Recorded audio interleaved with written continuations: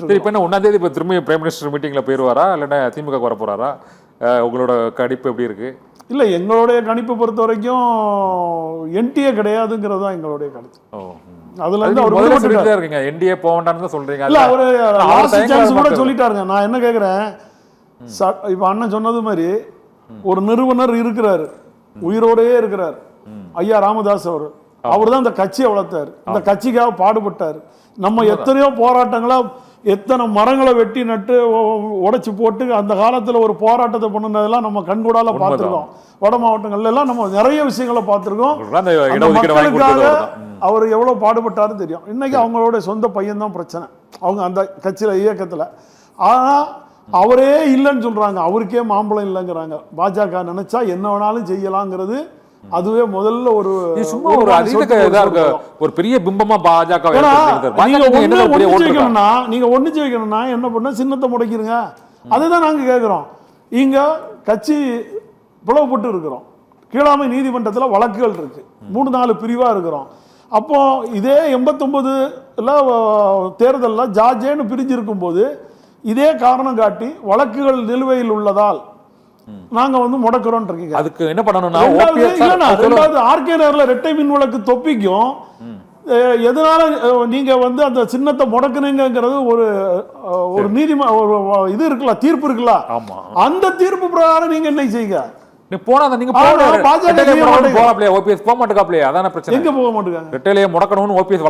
அவர் வாயால முடக்கணும்னு சொல்ல மாட்டார்லங்க, எனக்கு வேணும்னு கேட்பார். நான் என்ன கேட்கிறேன், ஒருங்கிணைப்பாளராக நேற்று வரை நடந்து முடிந்த சட்டமன்ற தொடருக்கு ஒருங்கிணைப்பாளராக எடப்பாடி பழனிசாமி அவருக்கு கையெழுத்து போட்டு கொடுத்தவர் அவரு.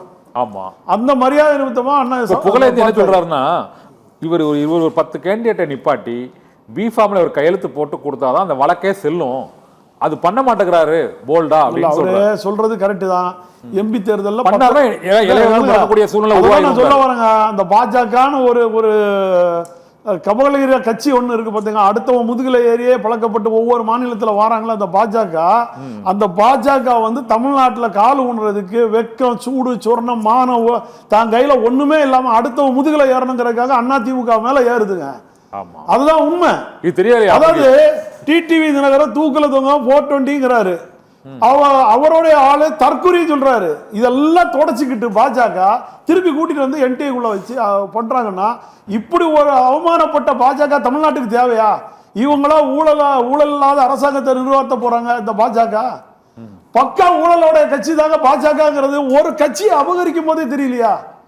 நீங்க இன்னைக்கு நாளைக்கு ரெட்டை எலெக்ஷன் 23ஆம் தேதி வரைக்கும் கொண்டு போறீங்க. எதுக்காக கொண்டு போறீங்க? வழக்கு இருக்கு.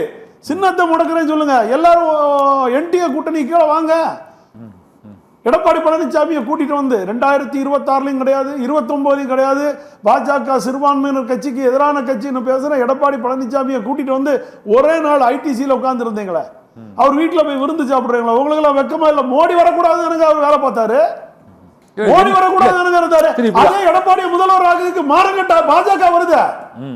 அப்ப இது மாறங்கட்ட பாஜக தானே? உண்மையான பாஜகவா? சரி, பாஜக பத்தி விமர்சிக்கிறீங்க. கட்சிக்கு நீங்க இன்னைக்கு கேக்குறீங்க திமுக நாங்க களத்துல நாங்க திமுகவோட போராடக்கு தயார். ஆனா உங்களை மாதிரி துரோகிகளை அழிக்கணும்னா நாங்க என்ன பண்ண முடியும்? அதனால திமுக தான் போனுங்க. எதிரியோட நாங்க கை கொடுக்க தலைவரே ஒரு படத்துல பதரைவிட்ட சுந்தரபாண்டியன்ல சொல்லியிருப்பாரு, நீங்க கேட்டு பாருங்க. அவரோட படத்திலேயே அந்த வசனம் வரும். இப்ப ஓபிஎஸ் கரெக்ட் தாங்கிறீங்க. இப்போ அவர் எடுக்கிற முடிவு எதா இருந்தாலும் நான் கடைசி வரைக்கும் அவரோட பயணிக்கிறவன். நான் 10 ஆண்டு காலமா அவரோட பயணிச்சுட்டு இருக்கேன்.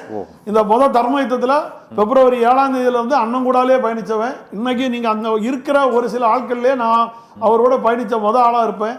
நல்ல புரிஞ்சு, நான் 1-2 பேர் மறுக்கல, நான் அவர் கூட பயணிக்கிறேன், அவரோட தான் நடந்துட்டு இருக்கேன், இன்னைக்கு இருக்கேன், நாளைக்கு. திமுக ஆதரவால கொஞ்சம் வருத்தம் இருக்க மாதிரி தெரியுது கொஞ்சம்.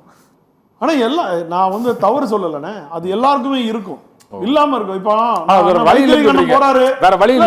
வைத்திலிங்கனம் போறாரு சொன்னா அவர் அம்மாவால காட்டப்பட்ட ரெட்டையிலே நின்னவர். உள்ளுக்குள்ள ஒரு தாக்கம் இருக்கும். அந்த தலைவர் படங்கள் எல்லாம் மாற்றும் போது ஒரு குன்னூர் ராமச்சந்திரன் சொன்ன மாதிரி, இப்ப நான் இதயத்துல எம்ஜிஆர் வச்சுதான் இருக்கேன், என் கார்ல எம்ஜிஆர் தான் இருப்பாரு, ஃபர்ஸ்ட் இருக்கிறதே எம்ஜிஆர் தான் இருப்பாரு. நான் எம்ஜிஆர் ரசிகனா இருந்து எம்ஜிஆர் 82ல இருந்து வட்ட பிரதிநிதியா உள்ள வந்தவன். நல்லா புரிஞ்சுட்டீங்களா? சரி. இன்னைக்கு அமைப்பு செயலாளர் வரைக்கும் அந்த கட்சியில பயணிச்சிருக்கேன்.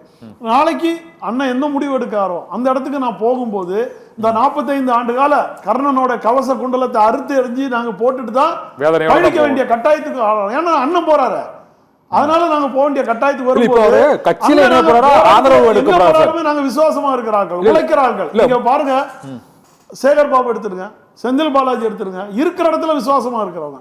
அதனால எங்களுடைய 45 ஆண்டு கால 50 ஆண்டு கால பயணத்தை நாங்க முடிச்சுக்கிட்டு தான் நாங்க சில விஷயங்களுக்கு கட்டாயத்துக்குள்ள இறங்க வேண்டிய வருது. அது அண்ணன் என்ன செய்ய போறாரு, திமுக தலைவர் ஸ்டாலின் அவர்கள் என்ன எங்களை போனவங்களுக்கு ஆதரவு கரம் எப்படி நீட்ட போறாரு, எல்லாத்துக்கும் ஒரு தாயுள்ளத்தோட அவர் செய்யறதை பொறுத்து எடுக்கிற முடிவு வெற்றி பாதையில செல்வோம். ஓகே.